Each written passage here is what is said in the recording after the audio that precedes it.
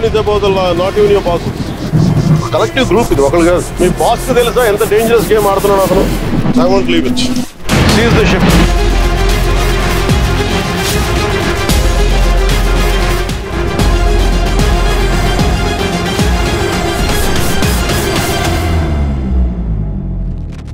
ఈ వీడియోలో main conflict ఇక్కడ నుండే స్టార్ట్ అయింది. ఇది కాకినాడ యాంకరేజ్ పోర్ట్ నుండి ఆఫ్రికాకి వెళ్లాల్సిన షిప్. ఈ షిప్ ని మధ్యలోనే సీజ్ చేశారు. సీజ్ చేసిన ఎవరో మీకు తెలిసే ఉంటుందో. ఈ షిప్ ని సీజ్ చేసిన తర్వాతే ఇండియాలో ఎవరికి తెలియని ఒక బిగ్గెస్ట్ లూప్ హోల్ బయటపడింది. కానీ ఇది ఓన్లీ రైస్ స్మగ్లింగ్ ఒకటే కాదు, అంతకు మించి రైస్ మాఫియా కాకుండా పోర్ట్స్ లో ఇంకొక స్ట్రాంగ్ మాఫియా ఉంది. అండ్ దీని గురించి ఎవరు మాట్లాడట్లేదు. కానీ ఈ స్ట్రాంగ్ మాఫియా వల్లే ఎంటైర్ ఇండియాకి ఒక బిగ్గెస్ట్ థ్రెట్ ఉంది. సో వీడియోని ఎక్కడ కూడా స్కిప్ చేయకుండా ఎండ్ వరకు చూడండి. ఈ మాఫియా ఎవరో అప్పుడే మీకు క్లియర్ గా అర్థమవుతుంది. ఇంకేమాత్రం లాగ్ చేయకుండా వీడియోలోకి వెళ్ళిపోదు. ఫర్దర్ వెళ్లే ముందు ఒక్కసారి ఈ రైస్ స్మగ్లింగ్ మాఫియా గురించి ఇంకొకసారి రివైండ్ చేద్దాం. సో ఇంత కాంప్లెక్స్ టాపిక్ ని చాలా సింపుల్ గా అండ్ విజువల్ గా అర్థం చేసుకుందాం. గవర్నమెంట్ ఫార్మర్స్ దగ్గర నుండి 38 రూపీస్ పర్ కేజీకి రైస్ ని ప్రొక్యూర్ చేసి ఈ రైస్ ని రేషన్ షాప్స్ ద్వారా పీపుల్ కి ఫ్రీగా ప్రొవైడ్ చేస్తున్నారు. సో ఇక్కడ వరకు మనందరికీ క్లారిటీ ఉంది. అండ్ ఇక్కడ నుండి రైస్ మాఫియా గేమ్ అనేది స్టార్ట్ అవుతుంది. కేర్ఫుల్ గా వినండి. మనందరికీ తెలిసింది ఏంటి అంటే ఈ రైస్ ని పీపుల్ కన్జ్యూమ్ చేయకుండా సెల్ చేసేస్తారు. అంతేకాకుండా ఈవెన్ రేషన్ షాప్స్ లో కూడా ఈ రైస్ ని డైవర్ట్ చేసేస్తారు. ఇలా ఈ రైస్ అనేది ఓవరాల్ గా మిడిల్ మ్యాన్ నుండి ప్రైవేట్ గోడౌన్స్ కి వెళ్తుంది. అండ్ అక్కడ ఈ రైస్ ని ప్యాకేజింగ్ చేసి పోర్ట్స్ కి తీసుకుని వెళ్తారు. అట్ లాస్ట్ పోర్ట్స్ నుండి ఈ రైస్ వేరే కంట్రీస్ కి ఎక్స్పోర్ట్ అయిపోతుంది. అండ్ ఇక్కడ కొంతమంది politicians, rice mill owners, middle men and also కొంతమంది పోర్ట్ ఆఫీషియల్స్ వీళ్ళందరూ కలిసి కార్టెల్ గా ఫామ్ అయ్యి ఈ సిండికేట్ ని రన్ చేస్తున్నారు. ఈ ఎంటైర్ ప్రాసెస్ లో నష్టపోయేది గవర్నమెంట్ అండ్ ట్యాక్స్ పేర్స్ అయిన మనందరం. కానీ లాభపడేది మాత్రం ఈ రైస్ మాఫియా. ఆ బియ్యం తీసుకెళ్లి రూపాయి పెట్టుబడి లేకుండా వేల కోట్లు సంపాదిస్తాం. కానీ రైస్ స్మగ్లర్స్ కంటే ఇంకొక పెద్ద మాఫియా ఉందని మీకు చెప్పాను కదా, దాని గురించి మాట్లాడుకుందాం. మీకు ఇన్సిడెంట్స్ అన్ని గుర్తున్నాయి కదా, ఒక్కసారి స్టోరీని రివైండ్ చేద్దాం. 21,000 crore rupees seized from Gujarat's Mundra port, marked for Vijayawada in Andhra Pradesh. ఇది గంజాయికి అడ్డా అయిపోయింది ఆంధ్రప్రదేశ్. మీరు చూస్తే 25,000 టన్నుల heroin South America, that from Colombia నుంచి వైజాగ్ పోర్ట్ లో దొరికింది. సో ఒక్కసారి డాట్స్ ని కనెక్ట్ చేద్దాం. ఈ డ్రగ్ బస్ట్ అనేది ఎక్కడ జరుగుతుంది? పోర్ట్స్ లో. అలాగే రైస్ స్మగ్లింగ్ ఎక్కడ జరిగింది? పోర్ట్స్ లో. అంటే ఇక్కడ జరిగే ప్రతి ఒక్క ఇల్లీగల్ యాక్టివిటీకి ఉన్న common platform ports. So ports vulnerable ఎందుకు అవుతున్నాయి అంటే అక్కడ ఉన్న port check points and weak security వల్ల. ఇలాంటి నెగ్లిజెన్స్ వల్లే కదా కసాబ్ లాంటి వాళ్ళు వచ్చేసి what if there are some explosives, ఒక 10 మంది ఉగ్రవాదులు వచ్చి ఎడాపెడగా కాల్ చేస్తే దిక్కు లేదు ఇక్కడ. That shows the vulnerability. So ports అనేవి ఇంత వీక్ గా ఉంటే ఇండియాకి ఎప్పటికన్నా ఈ సీ బార్డర్ అనేది ఒక థ్రెడ్ గా మారుతుంది. పోర్ట్ లో కొంతమంది కరప్టెడ్ అఫీషియల్స్ వల్ల ఈ డౌన్ లెవెల్ కరప్ట్ అయిపోయింది.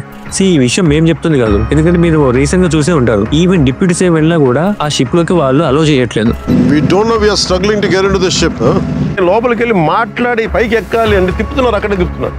ఎంత స్ట్రాంగ్ యాక్షన్ తీసుకుని కూడా ఇవి ఎక్కడ ఆగట్లేదు. ఇదంతా కూడా ఒక ఈకో సిస్టమ్ లా వర్క్ అవుతుంది. సో కరప్షన్ ఎంత డీప్ రూటెడ్ ఉందో ఇప్పుడు మీకు అర్థమై ఉంటుంది.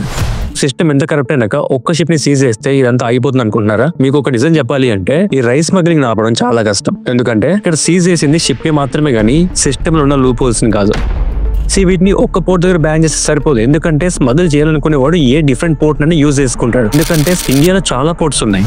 ఇక్కడ కాకినాడ పోర్ట్ లో వీటిని బ్యాన్ చేసినా కూడా వీళ్ళు గంగవరం పోర్ట్ కి వెళ్ళొచ్చు. ఇది కాకపోతే వేరే స్టేట్స్ లో ఇంకా డిఫరెంట్ పోర్ట్స్ ఉన్నాయి, సో వాటికి కూడా వెళ్ళొచ్చు. ఈ ఆర్టికల్ ప్రకారం ఇక్కడ ఎక్స్పోర్టర్స్ ఏం చెప్తున్నారు అంటే కాకినాడ పోర్ట్ లో చాలా ట్రబుల్స్ వస్తున్నాయని చెప్పేసి పక్కనే ఉన్న గంగవరం పోర్ట్ నుండి ఎక్స్పోర్ట్ చేస్తామని చెప్తున్నారు. అండ్ ఆల్సో ఈ గంగవరం పోర్ట్ అనేది అదాని కంట్రోల్ లో ఉంది. So majority of the exporters కి ఒక ప్లాన్ బి అయితే ఉంది. So they have multiple options. ఇన్ని చూసాక ఎక్కడ చూసినా మనకి ప్రాబ్లమ్స్ ఉన్నాయి కానీ దీనికి ఫైనల్ సొల్యూషన్ లేదు. సో దీనికి ఫైనల్ సొల్యూషన్ లేదంటారా? సొల్యూషన్ ఉంది. Cut the supply, Titan the security. ఇప్పుడు ప్రెజెంట్ సప్లై చేస్తున్న రేషన్ రైస్ ని గవర్నమెంట్ ఆపేయడం. తప్పుగా అర్థం చేసుకోకండి, పూర్తిగా వినండి. సో గవర్నమెంట్ సివిల్ సప్లైస్ లో కొన్ని పాలసీ చేంజెస్ తీసుకుని రావాలి. ఎందుకంటే still majority of the people ఈ రేషన్ రైస్ ని యూజ్ చేయట్లేదు అండ్ ఈ రేషన్ రైస్ ని వేరే వాళ్ళకి సెల్ చేస్తున్నారు. అందుకే దీని బదులు ఈ రైస్ ని స్టాప్ చేసి పీపుల్ కన్జ్యూమ్ చేసుకునే విధంగా మంచి క్వాలిటీ రైస్ ని ప్రొవైడ్ చేస్తే ఈ రైస్ ని వేరే వాళ్ళకి అమ్ముకోకుండా వాళ్ళే యూజ్ చేసుకుంటారు.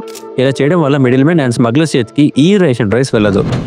ఇలా కాకపోతే అట్లీస్ట్ మంత్లీ క్యాష్ ఫార్మాట్ లో అయినా పీపుల్ కి ఇచ్చినా కూడా వాళ్ళకి కావాల్సినవి వాళ్ళే బై చేసుకుంటారు. అందుకే కట్ ద సప్లై అన్నది. గవర్నమెంట్ ఐదర్ క్వాలిటీ రైస్ అని ఇవ్వాలి, లేకపోతే పీపుల్ కి క్యాష్ ఫార్మాట్ లో అయినా సరే ఇవ్వాలి. ఇవ్వడం వల్ల పీపుల్ కి యూజ్ ఉంది, at the same time government కూడా ఎలాంటి నష్టం ఉండదు.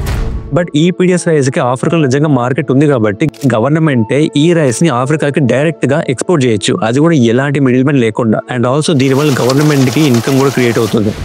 ఈ స్మగ్లింగ్ కి ఫైనల్ సొల్యూషన్ ఏంటి అంటే సెంట్రల్ గవర్నమెంట్ ఇన్వాల్వ్మెంట్.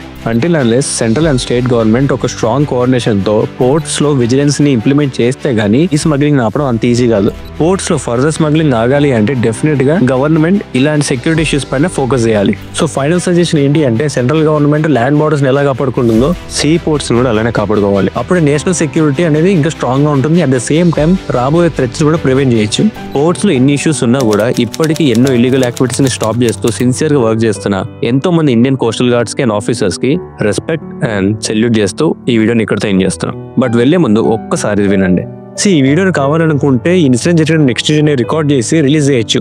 బట్ ఇలా చేయడం వల్ల ఎన్నో ఫ్యాక్ట్స్ అండ్ ఇన్ఫర్మేషన్ మీ వరకు ప్రాపర్ గా వెళ్ళదు. సో అందుకే క్వాలిటీ ఇన్ఫర్మేషన్ విత్ విజువల్స్ ని మీ వరకు తీసుకురావడం కోసం మేము ఎంతో కష్టపడుతున్నాం. Negative information and fake news ఎంతో లక్షల మంది దగ్గర రీచ్ అవుతుంది. కానీ ఇలాంటి awareness and research based videos మాత్రం ఓన్లీ కొంతమంది దగ్గర ఆగిపోతుంది. సో ఈ వీడియో లైక్ చేయడం వల్ల ఇలాంటి అవేర్నెస్ కంటెంట్ ఇంకా ఎంతో మందికి రికమెండ్ అవుతుంది. So please encourages and like, subscribe ఈ రెండు మాత్రం మర్చిపోకండి. So this Teja signing off from diplomatic.